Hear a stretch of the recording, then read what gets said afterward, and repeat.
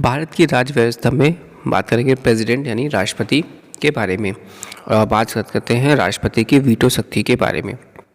संसद द्वारा पारित कोई विधेयक तभी अधिनियम बनता है जब राष्ट्रपति उसे अपनी सहमति देता है, और जब ऐसा विधेयक राष्ट्रपति की सहमति के लिए प्रस्तुत होता है तो उसके पास 3 विकल्प होते हैं। संविधान के अनुच्छेद 111 के अंतर्गत पहला, वह विधेयक पर अपनी स्वीकृति दे सकता है, अथवा दूसरा, विधेयक पर अपनी स्वीकृति को सुरक्षित रख सकता है।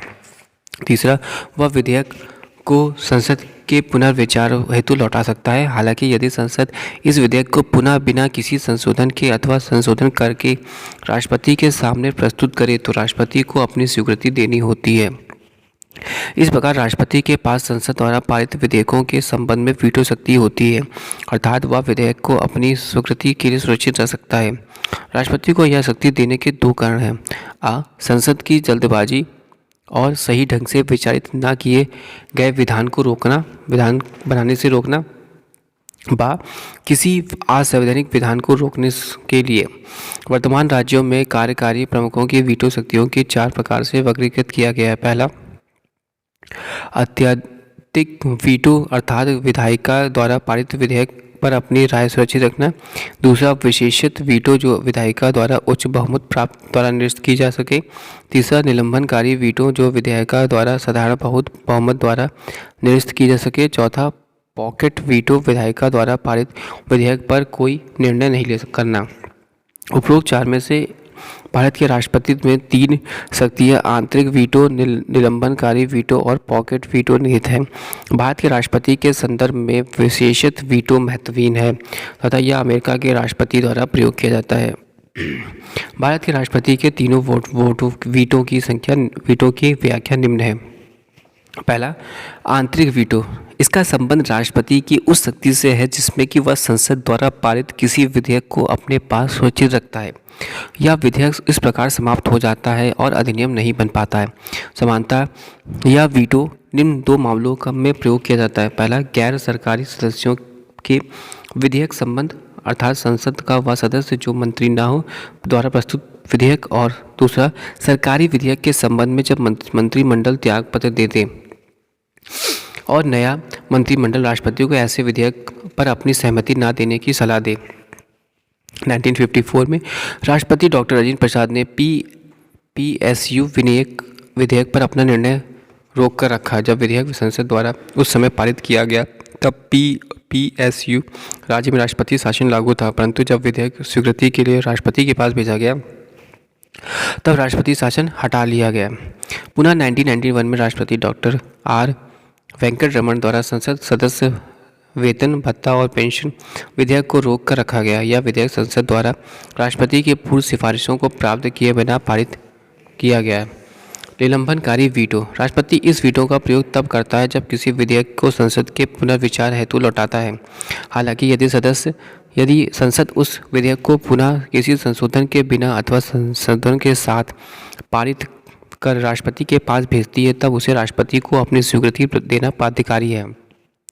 इसका अर्थ है कि राष्ट्रपति इस वीटो को उस विधेयक का साधारण बहुमत से पुनः पारित कराकर निरस्त किया जा सकता है। जैसा कि पूर्व में बताया गया है कि राष्ट्रपति धन विधेयकों के मामलों में इस वीटो का प्रयोग नहीं कर सकता। राष्ट्रपति किसी धन विधेयक को अपनी स्वीकृति या तो दे सकता है या तो उसे रोक कर रख सकता है, परंतु उसे संसद को पुनर्विचार के लिए नहीं भेजा जा सकता। साधारणतः राष्ट्रपति धन विधेयक पर अपनी स्वीकृति उस समय दे देता है जब वह संसद में उसकी पूर्वानुमति से प्रस्तुत किया जाए। Pocket veto. इस मामले में राष्ट्रपति विधेयक पर ना तो कोई सहमति देता है, ना ही अस्वीकृत करता है और ना ही लौटाता है, परंतु एक अनिश्चित काल के लिए विधेयक को निलंबित कर देता है। राष्ट्रपति के विधेयक पर किसी भी प्रकार का निर्णय न देने की शक्ति पॉकेट वीटो के नाम से जानी जाती है। राष्ट्रपति इस वीटो शक्ति का प्रयोग इस आधार पर करता है कि संविधान के उसके समक्ष आए किसी विधेयक पर निर्णय देने के लिए कोई समय सीमा तय नहीं है। दूसरी ओर अमेरिका में यह व्यवस्था की गई कि राष्ट्रपति को 10 दिनों के भीतर वह विधेयक भी पुनर्विचार के लिए लौटाना होता है। इस प्रकार यह कहा जा सकता है कि भारत के राष्ट्रपति की शक्ति इस संबंध में अमेरिका के राष्ट्रपति से ज़्यादा है। सन 1986 में राष्ट्रपति जैल सिंह द्वारा भारतीय डाक अधिनियम के संदर्भ में इस वीटो का प्रयोग किया गया है। राजीव गांधी सरकार द्वारा पारित विधेयक ने प्रेस तंत्र की स्वतंत्रता पर प्रतिबंध लगाया और इसकी अधिक आलोचना हुई। 3 वर्ष पश्चात 1989 में अगले राष्ट्रपति आर वेंकटरमण ने यह विधेयक नई राष्ट्रीय मोर्चा सरकार के पास पुनर्विचार हेतु भेजा, परंतु सरकार ने इसे रद्द करने का फैसला लिया। यह बात ध्यान देने योग्य है कि संविधान संशोधन में संबंधित अधिनियमों में राष्ट्रपति के पास कोई वीटो शक्ति नहीं है और 24वें संविधान संशोधन अधिनियम 1971 में संविधान संशोधन विधेयकों पर राष्ट्रपति को अपनी स्वीकृति देने के लिए बाध्यकारी बनाया गया है। राज्य विधायिका पर राष्ट्रपति का वीटो। राज्य विधायकों के संबंध में भी राष्ट्रपति के पास वीटो शक्तियां हैं। राज्य विधायिका द्वारा पारित कोई भी विधेयक तभी अधिनियम बना सकता है जब राज्यपाल अथवा राष्ट्रपति उसे अपनी स्वीकृति दे देता है। जब कोई विधेयक अपनी राज्य विधायिका द्वारा पारित कर राज्यपाल से विचारार्थ उसकी स्वीकृति के लिए लाया जाता है तो अनुच्छेद 200 के अंतर्गत उसके पास 4 विकल्प होते हैं। पहला, वह विधेयक पर अपनी स्वीकृति दे सकता है। दूसरा, वह विधेयक पर अपनी स्वीकृति सुरक्षित रह सकता है। तीसरा, वह विधेयक का हो राज्य विधायिका के पुनर्विचार पर लौट सकता है। चौथा, वह विधेयक को राष्ट्रपति के विचाराधीन आरक्षित कर सकता है। जब कोई विधेयक राज्यपाल द्वारा राष्ट्रपति के विचारार्थ आरक्षित किया जाता है तो राष्ट्रपति के पास 3 विकल्प होते हैं। पहला, वह विधेयक को अपनी स्वीकृति दे सकता है। दूसरा, वह विधेयक को अपनी स्वीकृति सुरक्षित रख सकता है। तीसरा, वह राज्यपाल को निर्देश दे सकता है कि वह विधेयक को राज्य विधायिका के पास पुनर्विचार हेतु लौटा दे। यदि राज्य विधायिका किसी संशोधन के बिना अथवा संशोधन करके पुनः विधेयक को पारित कर राष्ट्रपति के पास भेजती है तो राष्ट्रपति इस पर अपनी सहमति देने के लिए बाध्य नहीं है। इसका अर्थ है कि राज्य विधायिका राष्ट्रपति के वीटो को निरस्त नहीं कर सकती। इसके अतिरिक्त संविधान में यह समय सीमा भी तय नहीं है कि राज्यपाल द्वारा राष्ट्रपति के विचारार्थ रखे गए विधायक पर राष्ट्रपति कब तक अपना निर्णय दे। इस प्रकार राष्ट्रपति राज्य विधायकों के संदर्भ में पॉकेट वीटो का प्रयोग कर सकता है। अब हम लोग चलते हैं टेबल में और टेबल में इसको समझते हैं। केंद्रीय विधायिका और राज्य विधायिका में राष्ट्रपति की वीटो शक्ति पर एक नज़र। समान विधेयकों के संबंध में बात करें तो केंद्रीय विधायिका में यह स्वीकृति दे सकता है और राज्य विधायिका भी स्वीकृति दे सकता है। केंद्रीय विधायिका में यह अस्वीकार कर सकता है तो राज्य विधायिका भी अस्वीकार कर सकता है। ये वापस कर सकता है तो ये भी वापस कर सकता है। धन विधेयकों के संबंध में बात करते हैं तो ये स्वीकृति दे सकता है, ये भी राज्य विधायिका भी स्वीकृति दे सकता है। ये अस्वीकार कर सकता है परंतु वापस नहीं कर सकता, या अस्वीकार कर सकता है परंतु वापस नहीं कर सकता। फिर संविधान संशोधनों के विधेयकों के संबंध में केवल स्वीकृति दे सकता है, ना तो वापस कर सकता है ना ही अस्वीकार कर सकता है। जबकि राज्य विधायिका में संविधान संशोधन किसी भी संविधान संशोधन संबंधी विधेयकों को राज्य विधायिका में प्रस्तुत नहीं किया जा सकता। अब बात करते हैं हम लोग राष्ट्रपति के अध्यादेश जारी करने की शक्ति के बारे में। संविधान के अनुच्छेद 123 के तहत राष्ट्रपति को संसद के 17 वार्षिक की अवधि में अध्यादेश जारी करने की शक्ति प्रदान की गई है। इन अध्यादेशों के प्रभाव व शक्तियों संसद द्वारा बनाए गए कानूनों की तरह होती है, परंतु ये प्रगति से अल्पकालीन होते हैं। राष्ट्रपति का अध्यादेश जारी करने का सर्वाधिक महत्वपूर्ण विधायी शक्तियाँ हैं। यह शक्ति उसे अप्रत्याशित अथवा अविलंबनीय मामलों से निपटाने हेतु दी गई है, परंतु इस शक्ति का प्रयोग निम्नलिखित 4 सीमाएं हैं। पहला, वह अध्यादेश केवल तभी जारी कर सकता है जब संसद के दोनों अथवा दोनों में से किसी भी एक सदन का सत्र ना चल रहा हो। अध्यादेश उस समय भी जारी किया जा सकता है जब संसद में केवल एक सदन का सत्र चल रहा हो, क्योंकि कोई भी विधायिका दोनों सदनों द्वारा पारित किया जाना ना तो केवल एक सदन द्वारा। जब संसद के दोनों सदनों का सत्र चल रहा हो तो उस समय जारी किया गया अध्यादेश अमान्य है।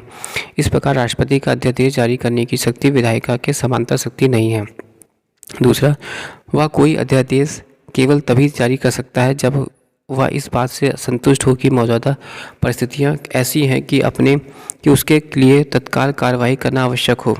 कपूर केस 1970 में सुप्रीम कोर्ट ने कहा कि राष्ट्रपति की संतुष्टि पर असद्भाव के आधार पर प्रश्न चिन्ह लगाया जा सकता है। इसका अर्थ है कि राष्ट्रपति द्वारा अध्यादेश जारी करने के निर्णय पर न्यायालय ने इस आधार पर प्रश्न उठाया जा सकता है कि राष्ट्रपति ने विचार पूर्वक संसद के एक सदन अथवा दोनों सदनों में का कुछ समय के लिए स्थगित एक विवादास्पद विषय में अध्यादेश प्रख्यापित किया है और संसद की नज़रअंदाज किया है जिसमें संसद के प्राधिकार की परिवचना हुई है।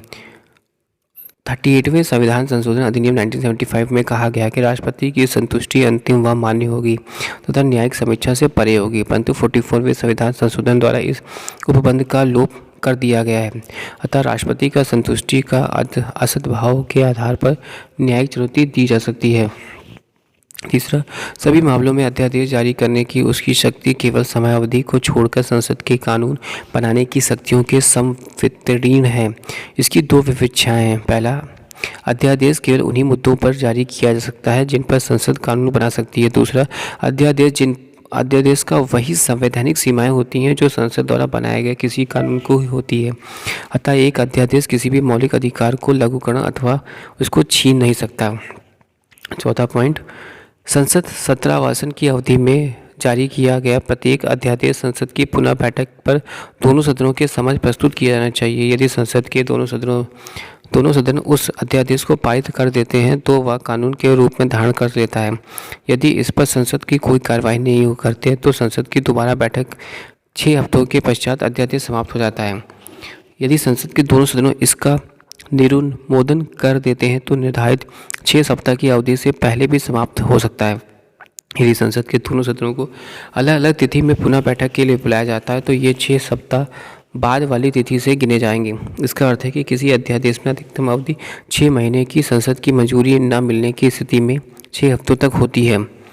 यदि कोई अध्यादेश सभा पटल पर रखने से पूर्व ही समाप्त हो जाता है तो इसके अंतर्गत किए गए कार्य वैध व प्रभावी हो रहेंगे। राष्ट्रपति भी किसी भी समय किसी अध्यादेश को वापस ले सकता है। हालांकि राष्ट्रपति का अध्यादेश जारी करने की शक्ति उसके कार्य स्वतंत्रता का अंग नहीं है और वह किसी भी अध्यादेश को प्रधानमंत्री के नेतृत्व वाले मंत्रिमंडल की सलाह पर ही जारी कर सकता है अथवा वापस लेता है। एक विधायक की भांति एक अध्यादेश भी पूर्ववर्ती हो सकता है, अर्थात इसे पिछली तिथि से प्रभावित किया जा सकता है